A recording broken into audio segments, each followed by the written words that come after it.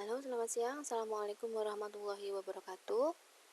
Bertemu lagi dengan saya, Ibu Rizky, di pertemuan yang kedua. Pertemuan yang kedua pada siang hari ini kita akan membahas tentang anatomi fisiologi organ reproduksi wanita. Silakan disimak dan didengarkan baik-baik ya.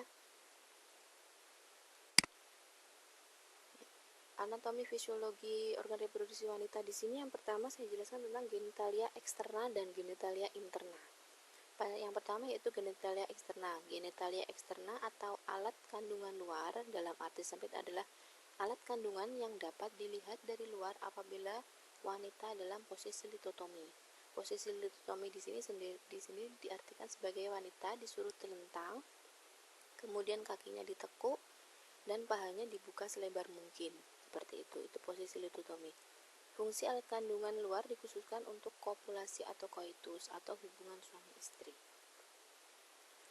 Yang pertama yaitu ada A. Mons veneris, daerah yang menggunung di atas simfisis yang akan ditumbuhin rambut kemaluan atau pubis apabila wanita beranjak dewasa. Pada wanita, rambut ini tumbuh membentuk sudut lengkung, sedangkan pada pria membentuk sudut runcing ke atas. Kemudian ada bibir besar kemaluan atau labia mayora, berada pada bagian kanan dan kiri, berbentuk lonjong, yang pada wanita menjelang dewasa ditumbuhi juga oleh pubis lanjutan dari mons veneris tadi, seperti yang saya jelaskan yang di awal tadi. Kemudian selanjutnya ada bibir kecil kemaluan atau labia minora, bagian dalam dari bibir besar yang berwarna merah jambu. Di sini dijumpai frenulum, klitoris, preputium, dan frenulum pudenti. Lanjut, kemudian klitoris identik dengan penis pada pria. Maksudnya fungsinya seperti penis pada pria, kira-kira sebesar kacang hijau sampai cabai rawit dan ditutupi oleh frenulum klitoris. Glans klitoris berisi jaringan yang dapat berereksi, sifatnya sangat sensitif karena memiliki banyak serabut syaraf.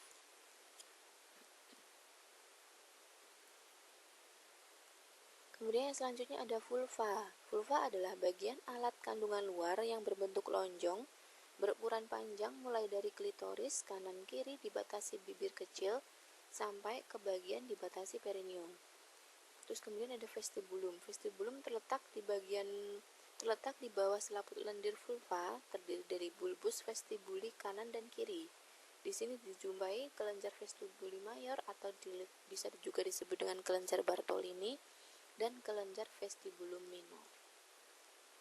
Yang selanjutnya itu perineum. Perineum adalah daerah tepi bawah vulva dengan tepi depan anus, batas otot diafragma, pelvis dan diafragma uroginalis. Perineum meregang pada saat persalinan. Kadang diperlukan pemotongan atau dikatakan episiotomi untuk memperbesar jalan lahir dan mencegah ruptur atau robekan dari si perineum tersebut. Nah, selanjutnya yaitu introitus vagina itu atau bisa disebut pintu masuk ke vagina.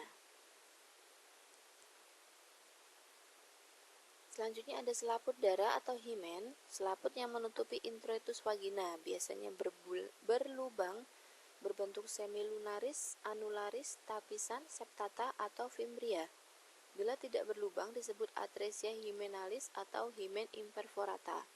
Himen akan robek pada koitus apalagi setelah bersalin. Nah, di sini saya jelaskan himen itu misalnya untuk waktu berhubungan suami istri pada pertama kali itu belum tentu robek ya atau sobek. Bisa jadi pas ke persalinan yang pertama himen atau selaput darah tersebut baru sobek, seperti itu, tergantung individu masing-masing. Sisanya disebut kurunkula, himen atau sisa himen. Nah, ini di sini ada saya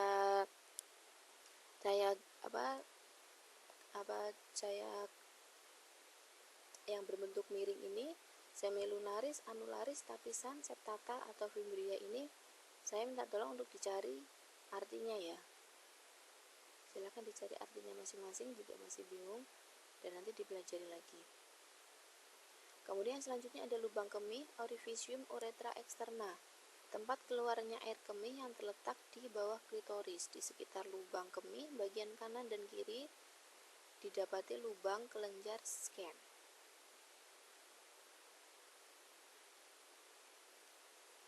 Nah, kita masuk ke genitalia interna. Genitalia interna di sini ada liang senggama atau vagina. Itu dijelaskan di sini liang atau saluran yang menghubungkan vulva dengan rahim terletak di antara saluran kemih dan liang dubur. Di bagian ujung atasnya terletak mulut rahim atau serviks. Ukuran panjang dinding depan 8 cm dan dinding belakang 10 cm. Bentuk dinding dalam yang berlipat-lipat disebut rugae, sedangkan di tengah ada bagian yang lebih keras disebut columna rugerum. Dinding vagina terdiri dari lapisan mukosa, lapisan otot, dan lapisan jaringan ikat. Berbatasan dengan serviks atau mulut rahim tadi, membentuk ruangan lengkung antara lain fornix lateral kiri dan kanan, fornix anterior, dan fornix posterior. Suplai darah vagina diperoleh dari arteri urinaria, arteri vesicalis inferior, arteri hemoroidalis mediana, dan arteri pudendus interna. Fungsi penting vagina adalah yang pertama untuk saluran keluar untuk mengeluarkan darah haid dan sekret lain dari dalam rahim. Kemudian alat untuk bersenggama dan kemudian jalan lahir pada waktu bersalin. Yang kedua yaitu rahim atau uterus. Di sini bisa dikatakan suatu struktur ototnya yang cukup kuat, bagian luarnya ditutupi oleh peritoneum sedangkan rongga dalamnya dilapisi mukosa rahim. Dalam keadaan tidak hamil, rahim terletak di rongga panggul kecil di antara kandung kemih dan dubur. Jadi kecil sekali ya di bawah. Tidak teraba kalau kita tidak sedang mengalami kehamilan. Kemudian rahim berbentuk seperti bola lampu pijar atau buah pir. Bisa dibayangkan ya. Kemudian 3 bagian besar dari rahim, yaitu yang pertama badan rahim atau corpus uteri berbentuk segitiga, kemudian leher rahim berbentuk cervix uteri berbentuk silinder, kemudian yang terakhir itu rongga rahim atau biasa disebut cavum uteri. Di sini besar rahim berbeda-beda tergantung usia dan sudah pernah melahirkan atau belum. Ukurannya kira-kira sebesar telur ayam kampung pada nulipara atau wanita yang belum pernah melahirkan. Ukuran rahim kira-kira sebesar 5,5 sampai 8 cm, kemudian kali 3,5 kali panjangnya 5,5 kali 8 cm, kemudian lebarnya 3,5 kali 4 cm dan tingginya 2 sampai 2,5 cm. Nah, untuk multipara wanita yang sudah melahirkan 2 sampai 4 kali, nah ini bisa tingginya 9 sampai 9,5 cm, kemudian 5,5 sampai 6 cm dan kemudian tingginya 3 sampai 3,5 cm. Beratnya 40 sampai 50 gram untuk nulipara dan 60 sampai 70 gram untuk multipara. Ada bagian-bagiannya yaitu yang kemudian yaitu corpus uteri. Ini bagiannya corpus uteri, yaitu bagian utama rahim, merupakan 2/3 bagian dari rahim. Pada kehamilan, bagian ini berfungsi sebagai tempat utama bagi janin untuk berhidup dan berkembang. Seperti pada awal kehamilan, corpus uterin ini juga di tempat untuk menempelnya janin. Seperti itu. Nanti janin menempel dulu di dinding uteri, corpus uteri ini, dan kemudian nanti baru berkembang sesuai umur kehamilannya sebagai janin dewasa, kemudian siap untuk dilahirkan. Bagian selanjutnya ada cervix uteri, dibagi menjadi 2, ada pars supravaginal dan pars vaginal. Pars vaginal atau portio terdiri dari bibir depan dan bibir belakang portio. Ini letaknya berada di bawah bagian dari rahim. Saluran yang menghubungkan orifisium uteri interna atau OUI dan orifisium uteri eksterna atau OUE disebut canalis cervicalis, dilapisi oleh kelenjar-kelenjar serviks. Bagian rahim antara serviks dan korpus disebut isthmus atau segmen bawah rahim atau SBR. Bagian ini penting karena nantinya yang akan meregang ketika hamil dan melahirkan.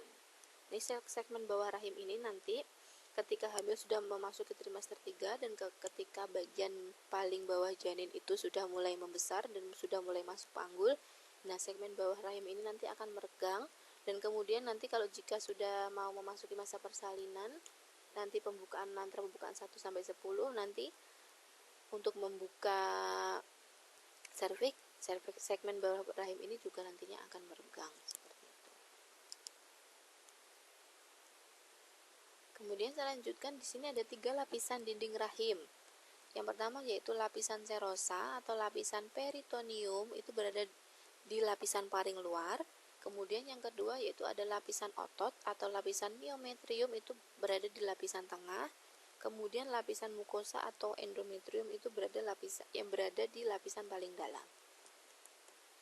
Letak rahim dalam keadaan normal atau fisiologis adalah anteversiofleksi. Letak lainnya adalah antefleksi, tengadah ke depan, retrofleksi, tengadah ke belakang, dan anterversi atau terdorong ke depan. Kemudian yang terakhir adalah retrofleksi, terdorong ke belakang. Nah, di sini saya juga minta kalian mencari gambarnya ya, supaya kalian lebih jelas, supaya lebih jelas melihatnya bagaimana, apa itu anteversiofleksi itu seperti apa, antefleksi itu seperti apa. Nah, nanti tolong bisa di googling, searching ya. Kemudian di sini ada fungsi utama rahim. Yang pertama yaitu setiap bulan berfungsi dalam siklus haid, jelas. Kemudian tempat janin tumbuh dan berkembang sampai nanti bisa siap dilahirkan. Kemudian kontraksi terutama sewaktu persalinan dan sesudah persalinan.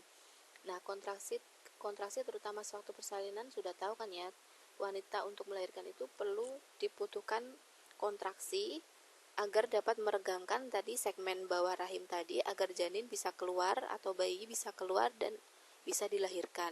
Nah, untuk sesudah persalinan ini juga penting untuk mencegah perdarahan. Setelah persalinan dalam kondisi nifas, rahim itu harus tetap kontraksi meskipun tidak sekuat sewaktu persalinan ya. Nah, itu agar bisa menguatkan atau menegangkan otot-otot agar tidak terjadi perdarahan sesudah melahirkan. Seperti itu. Jadi harus bisa dipastikan setelah 2 jam setelah persalinan itu rahim harus tetap berkontraksi seperti itu untuk mencegah perdarahan, biar ototnya itu tetap mencengkeram gitu atau meregang seperti itu. Selanjutnya di sini ada saluran telur atau tuba falopi. Saluran yang keluar dari korpus rahim kanan dan kiri, panjangnya 12-13 cm, diameternya 3-8 mm. Bagian luarnya diliputi oleh peritoneum visceral yang merupakan bagian dari ligamentum latum. Bagian dalam kondisinya dilapisi silia atau rambut-rambut, yaitu rambut getar yang berfungsi untuk menyalurkan telur dan hasil konsepsi. 4 bagian saluran telur di sini ada pars interstitialis atau intramuralis, kemudian pars ismica yang merupakan bagian tengah saluran telur yang sempit, kemudian pars ampullaris di diaman, biasanya pembuahan atau di mana pars ampullaris di mana biasanya pembuahan atau konsepsi terjadi. Infundibulum yang merupakan ujung tuba yang terbuka ke rongga mulut. Di ujung infundibulum terdapat umbai-umbai atau fimbrae yang berguna untuk menangkap sel telur yang akan kemudian disalurkan ke dalam tuba. Nah, fungsi saluran telur di sini sebagai fungsi saluran telur jelas. Yang pertama sebagai saluran telur untuk jalan telur masuk ke dalam rongga rahim, kemudian menangkap dan membawa ovum yang dilepaskan oleh indung telur, dan kemudian tempat terjadinya pembuahan, konsepsi atau fertilisasi. Nah, di sini ada indung telur atau ovarium. Terdapat 2 indung telur kanan dan kiri, dilapisi oleh mesovarium dan tergantung di belakang ligamentum latum. Bentuknya seperti buah almond sebesar ibu jari, berukuran 2-2,5 cm kali 1,5 sampai 2 cm dan tingginya 0,6 sampai 1 cm. Seumur hidup, seorang wanita diperkirakan akan mengeluarkan sel telur kira-kira 400 butir. Fungsinya dari indung telur di sini adalah menghasilkan telur jelas atau ovum, kemudian menghasilkan hormon-hormon progesteron dan estrogen, nanti yang ikut serta mengatur siklus haid atau menstruasi. Kemudian kita lanjutkan untuk anatomi panggul. Nah, di sini tulang panggulnya terdiri dari os coxae, terdiri dari ilium, ischium, pubis, kemudian os sacrum, os coccygeus, dan kemudian yang ketiganya di atas tadi berhubungan, yang saling berhubungan, misalnya berhubungan dengan depan dengan berhubungan dengan simfisis pubis, kemudian belakang berhubungan dengan articulatio sacroiliaca, dan berhubungan dengan bagian bawah, yaitu bagian bawah genitalia yang disebut articulatio sacrococcygeal. Kemudian semuanya itu yang memungkinkan pergeseran untuk memperbesar sedikit ukuran panggul saat persalinan. Jadi panggul itu pada saat persalinan bisa sedikit bergeser, dan untuk memperbesar pintu keluar untuk kepala bisa keluar atau lahir dengan normal seperti itu.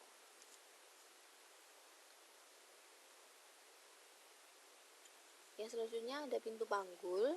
Pintu panggul ini dibagi menjadi 4, yaitu pintu atas panggul atau PAP, kemudian ruang tengah panggul atau RTP, kemudian ada pintu bawah panggul PBP, kemudian ruang panggul yang sebenarnya. Sumbu panggul, nah ini sumbu panggul ini hanya sumbu khayal ya. Jadi panggul itu tidak beneran ada sumbunya, tapi sebagai bidan atau mungkin ingin mengetahui secara lebih jelasnya atau secara lebih gambarnya, kita membuat sumbu khayalan seperti itu. Nah, ini adalah dinamakan sumbu panggul. Sumbu panggul adalah garis yang menghubungkan titik-titik tengah ruang panggul yang melengkung ke depan atau sumbu karus. Jadi sumbunya ini tidak beneran ada ya, di panggul yang asli itu tidak beneran ada, tapi kita membuat sumbu khayalan sendiri agar bisa menentukan bidang-bidang panggul ini. Nah, bidang-bidang panggul ini yang pertama ada bidang HOT 1, itu antara promontorium pinggir atas simfisis, kemudian bidang HOT 2 ada pinggir bawah simfisis, kemudian ada bidang HOT 3 yaitu spina ischiadica, kemudian bidang HOT 4 yaitu ujung coccygeus. Seperti itu. Untuk selanjutnya di sini ada ukuran-ukuran panggul. Yang pertama ada alat pengukur panggul dulu, bisa menggunakan pitameter, jangka panggul, pelvimetri klinis dengan pemeriksaan dalam. Kita harus melakukan pemeriksaan dalam dulu. Kemudian pelvimetri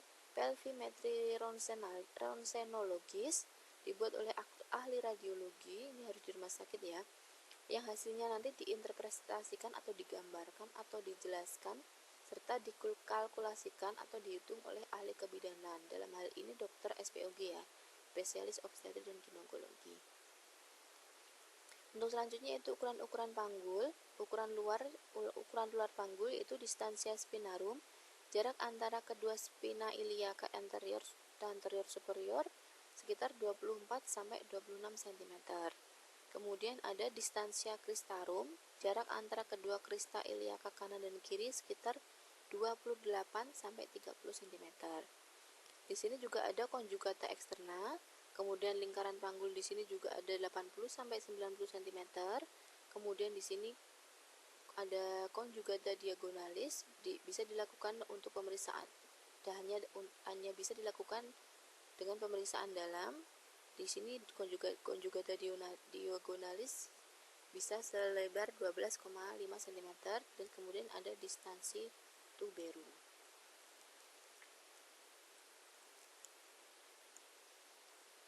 Kemudian di sini ada ukuran dalam panggul. Tadi udah ukuran luar, sekarang ada ukuran dalam panggul. Pintu atas panggul merupakan suatu bidang yang dibentuk oleh promontorium, linea innominata, dan pinggir atas simfisis pubis. Di sini ada konjugata vera, dilakukan dengan pemeriksaan dalam 1,5 sampai 11 cm. Kemudian ada konjugata transversa 12 sampai 13 cm. Kemudian ada konjugata obstetrika, adalah jarak bagian tengah simfisis ke promontorium. Nah, kita kemudian masuk ke siklus hormonal. Siklus hormonal di sini ada, nah ini gambar saya contohkan, tapi masih belum ada keterangannya ya. Ini gambar rahim secara keseluruhan. Ini nanti ada tugas di belakang. Nah, kita jelaskan dulu. Ini ada siklus hormonalnya dulu ya. Seorang wanita untuk tumbuh dan berkembang, alat reproduksinya sangat dipengaruhi oleh hormon-hormon yang dihasilkan oleh glandula hipofise dan ovarium.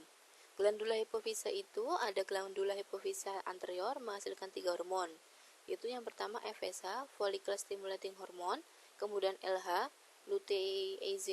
luteinizing hormone, kemudian prolaktin atau LTH, luteotropic hormone. Di sini ada FSH, follicle stimulating hormone. Itu FSH mulai ditemukan pada gadis atau wanita berusia 11 tahun dan jumlahnya terus bertambah sampai dewasa. FSH dalam jumlah besar ditemukan pada urin wanita menopause. FSH dibentuk oleh sel B basofil dari lobus anterior hipofise. Pembentukan FSH akan berkurang pada pembentukan atau pemberian hormon estrogen dalam jumlah cukup maupun saat kehamilan. Jadi hormon FSH nanti akan menurun pada saat terjadinya kehamilan. FSH dapat dipengaruhi oleh folikel primordial yang berkembang dalam ovarium menjadi folikel de Graaff, yang dapat menimbulkan proliferasi pada endometrium. Endometrium tadi lapisan tengah dari rahim. Kemudian selanjutnya ada LH, luteinizing hormone. LH ini banyak ditemukan pada wanita menopause. LH bekerja sama dengan FSH menyebabkan terjadinya sekresi estrogen dari folikel de Graaff, penimbunan substansi dari progesteron dalam sel granulosa. Apabila estrogen dibentuk dalam jumlah besar, maka akan menyebabkan pengurangan FSH. Sedangkan produksi LH bertambah, sehingga akan tercapai suatu rasio produksi FSH dan LH yang dapat merangsang terjadinya ovulasi. LH juga mempengaruhi korpus luteum serta memproduksi estrogen dan progesteron yang menyebabkan kelenjar-kelenjar berlekuk-lekuk dan bersekresi. Nah, di sini ada prolaktin atau LTH, luteotropic hormone. Prolaktin hormon ini ditemukan pada wanita yang mengalami menstruasi. Prolaktin hormon terbanyak pada urin wanita hamil, kemudian laktasi atau untuk memproduksi ASI. Nah, ini menggunakan hormon prolaktin dan postmenopause, setelah menopause. Prolaktin dibentuk oleh sel alpha acidofil dari lobus anterior hipofise. Fungsi hormon prolaktin di sini adalah untuk memulai dan mempertahankan produksi progesteron dari korpus luteum, kemudian bisa mempengaruhi proses metabolisme tubuh secara keseluruhan dan dapat merangsang pengeluaran air susu ibu nanti setelah melahirkan. Jadi setelah melahirkan ini hormon prolaktin yang paling aktif ya untuk merangsang pengeluaran air susu.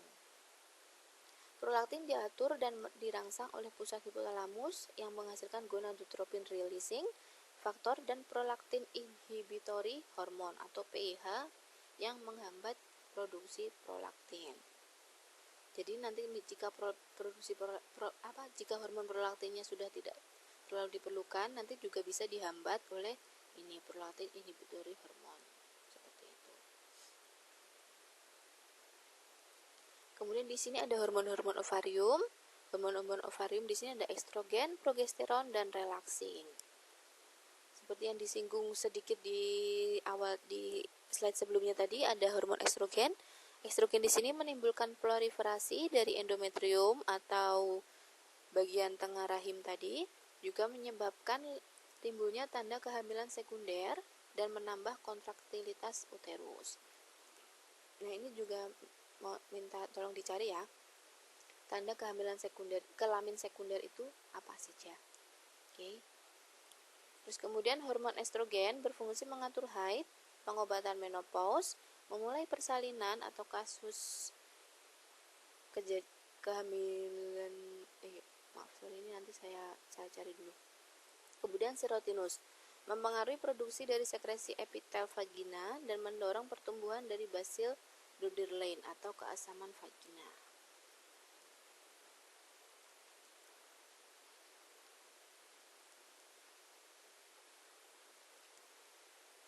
Untuk selanjutnya itu ada progesteron. Progesteron itu dibentuk oleh korpus luteum setelah terjadi ovulasi dan terbentuknya plasenta. Kadang pregnandiol atau metabolit dari progesteron dalam urin paling tinggi dijumpai pada hari ke-20 dan hari ke-21 setelah menstruasi, kemudian bisa berkurang 2 hari sebelum menstruasi di bulan selanjutnya. Seperti itu. Hormon progesteron berpengaruh pada uterus dan mamai. Mamai ini payudara. Istilah medisnya mamai, payudara. Kemudian pengaruh progesteron pada uterus adalah sebagai berikut. Endometrium akan bereaksi, kelenjar semakin panjang dan berkelok-kelok sehingga endometrium menjadi tebal dan lembut sehingga memudahkan untuk proses nidasi atau penempelan hasil konsepsi tadi, hasil pembuahan tadi, gitu. Kemudian pengaruh terhadap dinding uterus, mengurangi kontraksi dinding uterus dan mengurangi produksi oksitosin. Nah, ini oksitosin ini adalah hormon yang keluar nanti pada saat menjelang persalinan untuk untuk menimbulkan kontraksi tadi. Ini yang diperlukan adalah hormon oksitosinnya dan mengurangi kontraksi dinding rahim uterus. Ini diperlukan pada saat sebelum memasuki waktu persalinan. Jadi progesteron itu diperlukan pada saat sebelum masuk persalinan. Misalnya masih pada trimester 1 dan trimester 2 itu di sini hormon progesteronnya bekerja untuk mengurangi kontraksi dinding uterus dan mengurangi pengaruh oksitosin karena belum diperlukan ya. Nanti misalnya kalau udah baru trimester 1 dan trimester 2 rahim sudah kontraksi, kemudian hormon oksitosinnya sudah bekerja, nanti bisa terjadi keguguran atau kehamilan prematur, seperti itu. Pengaruh terhadap mamai tadi atau payudara adalah menyebabkan pertumbuhan dari asini dan lobulis glandula mamai, seperti yang dijumpai pada fase post-ovulatoir dan selama kehamilan. Kemudian di sini ada hormon relaksin yang terakhir, yaitu hormon relaksin maksimum jumlahnya pada usia kehamilan 38 sampai 42 minggu.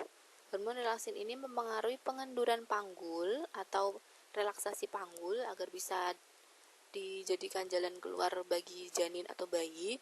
Kemudian kelembutan serviks. Nah, serviks ini juga harus melunak agar bisa dilewati oleh kepala janin dan kemudian mendorong uterus untuk berkontraksi. Nah, hormon relaksin ini semuanya keluar atau bekerja pada saat waktu sudah memasuki masa persalinan. Jadi bisa membantu proses persalinan. Seperti itu. Oke, itu saja yang bisa saya jelaskan. Untuk pertemuan yang bisa saya jelaskan ini ada beberapa tugas. Nah, di sini ada tugas. Seperti yang saya sisipkan dari awal-awal tadi, saya minta kalian mencari gambar genitalia wanita eksterna dan interna ya. Kemudian harus beserta keterangannya, kemudian gambar panggul juga beserta keterangannya, dan kemudian kalian bisa menjelaskan fisiologi haid, hormon-hormon apa yang berperan tadi di dalamnya, seperti itu. Ini dikerjakan secara individu. Jawabannya dapat dibuat dalam bentuk Microsoft Word atau PowerPoint, bisa dikirimkan ke alamat email saya. Saya tunggu sampai hari Rabu ya. Hari Rabu jam 7 malam. Terima kasih. Nanti untuk sesi tanya jawabnya bisa dilanjut ke classroom. Nanti saya juga ada penugasan lagi, tapi saya jelaskan saja di classroom. Oke. Terima kasih. Wassalamualaikum warahmatullahi wabarakatuh.